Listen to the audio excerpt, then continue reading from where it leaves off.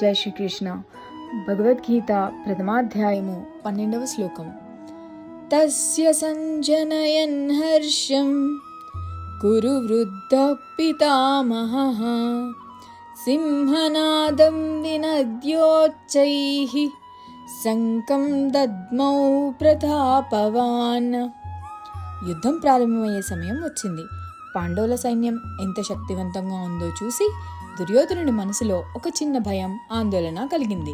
అది గమనించిన భీష్మ పితామహుడు, ఇప్పుడు నేను ధైర్యంగా నిలబడాలి, నా సైన్యానికి ఆత్మవిశ్వాసం ఇవ్వాలి అని భావించాడు. అప్పుడు ఆయన సింహం గర్జించినట్లు గట్టిగా గర్జించి తన శంఖాన్ని పూరించాడు. ఆ శంఖధ్వని యుద్ధభూమి అంతా మార్మోగింది. ఆ శబ్దం కౌరవ సైనికుల హృదయాల్లో ధైర్యాన్ని నింపింది. ఈ శ్లోకం మనకు నేర్పేది ఏమిటంటే, జీవితంలో కొన్నిసార్లు మన చుట్టూ ఉన్నవారు భయపడవచ్చు, నిరాశ చెందవచ్చు, ఇక ఏమవుతుందో అని ఆందోళన చెందవచ్చు. అలాంటి సమయంలో వారితో పాటు మనం భయపడకుండా ధైర్యం చెప్పే వ్యక్తిగా మారాలి. ఒక మంచి మాట, ఒక చిరునవ్వు, ఒక ప్రోత్సాహం ఎవరికైనా కొత్త ఆశను ఇవ్వగలవు. అందుకే ఈ శ్లోకం మనకు గుర్తు చేస్తుంది, నిజమైన బలం శరీరంలో కాదు, ధైర్యాన్ని నింపగల మనసులో ఉంటుంది. శ్రీకృష్ణ అర్పణమస్తు.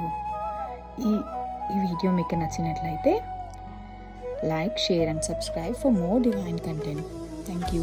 Jai Shri Krishna.